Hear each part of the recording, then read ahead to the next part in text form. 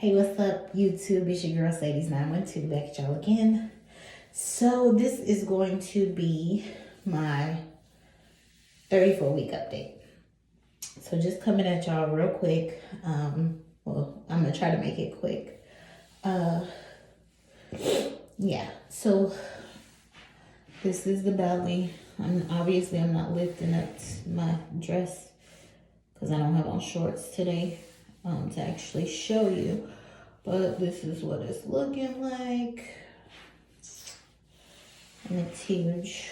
And yes, it's just one baby. No baby is hiding. It's one baby. I had my growth scan already. She went from being in the 87th percentile to now being in the, I think they said 67th percentile. So, they said that's still pretty much like, I guess, not as big, but still, you know, she'll be, I guess, an average size is what they're saying. So I did talk to my OB, and she was talking about scheduling me on Christmas Eve. I was highly upset, and then I got over it.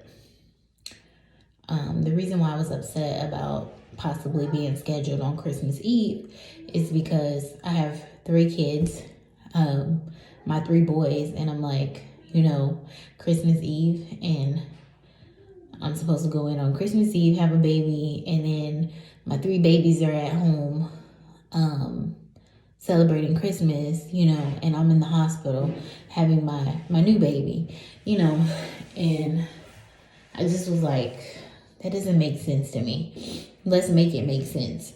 It doesn't make sense to schedule me on Christmas Eve. She was saying like she got the whole ER team,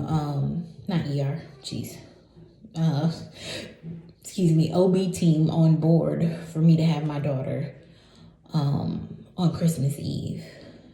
And like she made it sound like she was doing me a favor.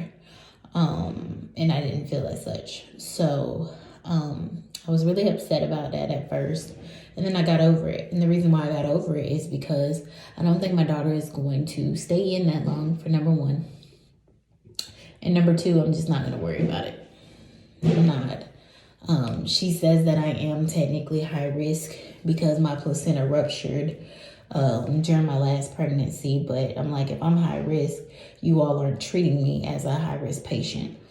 And she was kind of saying that, you know, it's different in different places. And I'm just like, you know, the care that I'm receiving this pregnancy, to me kind of seems piss poor.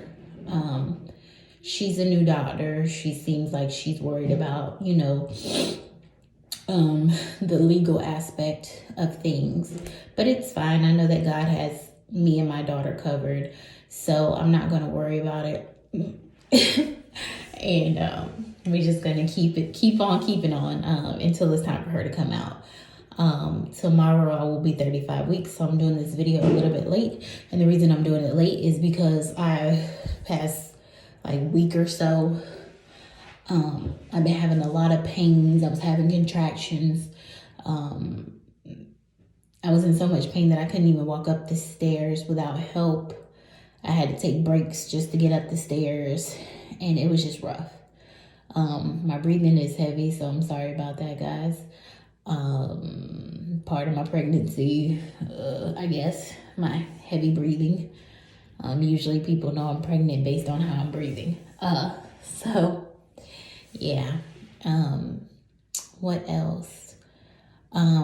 Yeah, my chiropractor, she's had to adjust me. Well, I go to her once a week to see her, and I update her as well.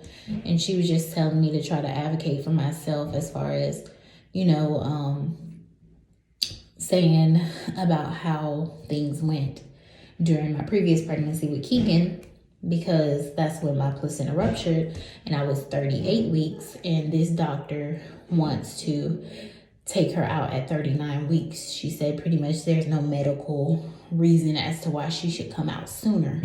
But at the same time saying like she didn't want it to be a legal issue. So it kind of sounds like she's more so worried about being sued as opposed to me and my daughter's life, pretty much to me. Because the last time it was severe and me and Keegan, my son, almost died. And a small drop of blood went to like a lot of blood, and it was just a scary situation. But she doesn't seem as concerned even after reading the reports. So hold on, I'll be back, guys. Sorry about that, guys. Now I got a chair too. So yeah, she doesn't really seem too concerned with, you know, what happened last time and things of that nature. She's just more so like, oh, you know, if this time you see a drop of blood or something like that, you should come in. Of course I'm going to come in. I'm going to come in whether you told me that or not, just due to the fact that previous miscarriages, previous placental abruption, and, you know, well, placenta rupture, abruption, whatever they say. You know, of course I'm going to come in. You don't have to tell me that, because I'm not going to risk my life or my daughter's life and be an idiot to sit and, you know, something go wrong. So, you know, and I'm just like, it just really seems like there's no real consideration. Like I said, she made it seem like she's doing me a favor by scheduling the C-section for right at 39 weeks, like I said, which is Christmas Eve. Even though she can see in my records that my placenta ruptured at 38 weeks and some change.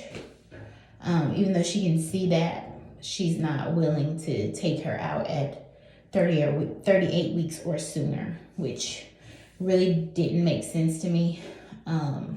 Sorry, I gotta drink some water.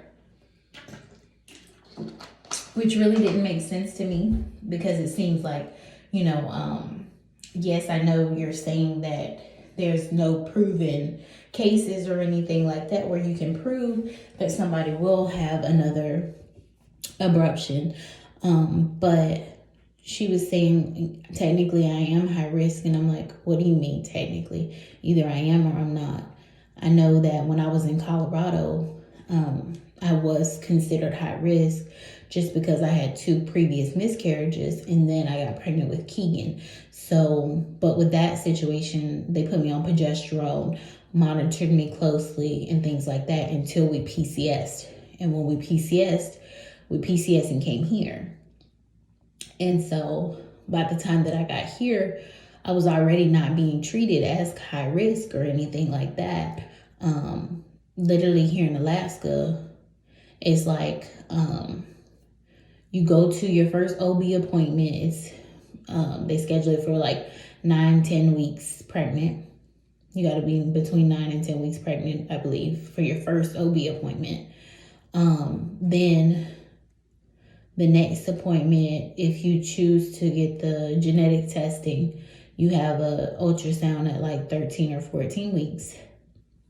Then you have another ultrasound at 20 weeks for your anatomy scan. And that's it. If you don't have any medical issues or anything like that, that's your last ultrasound. So I guess it was a good thing that I was measuring big, because that's what got me another ultrasound in my 3rd trimester. Because I tried to call, it's only one place here that does ultrasounds where you can go in and, you know, you pay out of pocket. But I was like, I'm willing to do that as opposed to not have ultrasound at all and see how she's doing. So when I tried to schedule for that, they were like, it was $200, and I really didn't want to pay that.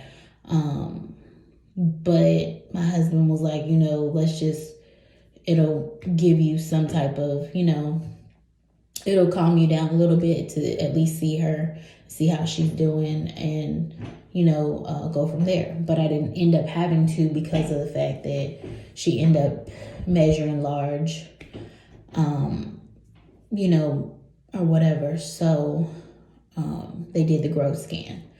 So I did get to see her, and at the growth scan, she was measuring 5 pounds, 6 ounces. No, 5 pounds, 13 ounces. But she said you have to give or take 13 ounces on those because, yeah. But as she measured her limbs and everything like that, she measured her head. All of that stuff was coming up as if she was a week and a half to 2 weeks ahead of her due date. Now, in the beginning, they wanted to change my due date because of her measurements in the beginning. And they said that they would leave it up to the actual doctor to do and not the midwife or whatever. So in the beginning, when I first started being seen, I was being seen by midwives, not the physician, the OB physician. So I kind of feel like the due date is off anyways, just based off of how she's measuring and everything. I know my due date changed with one of my boys based off of how he was measuring. Now, all 3 of them ended up going in the womb, so they had meconium. So I would say they were all, full term, even though I know they say full term is 37 weeks, and a lot of times they don't want you to try to self-induce or anything like that.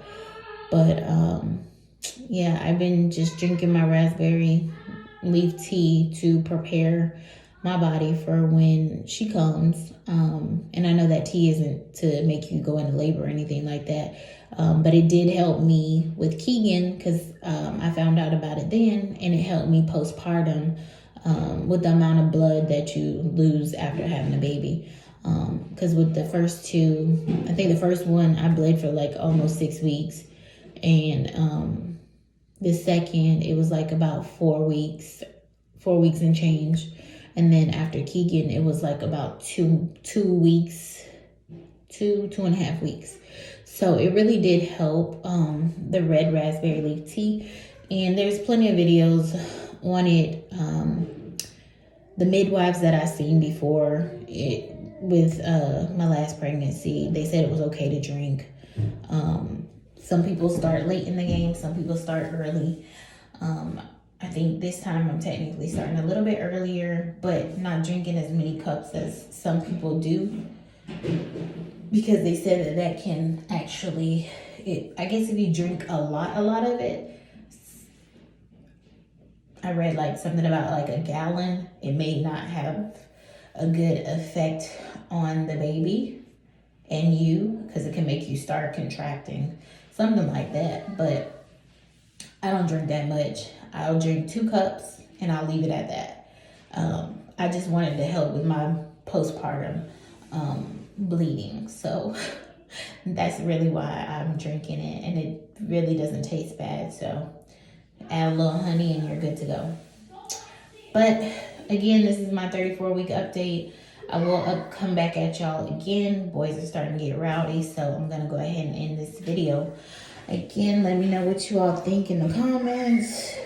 Don't forget, rate, comment, and subscribe. And if you've had any of these issues during your pregnancy, let me know in the comment section below. All right, deuces.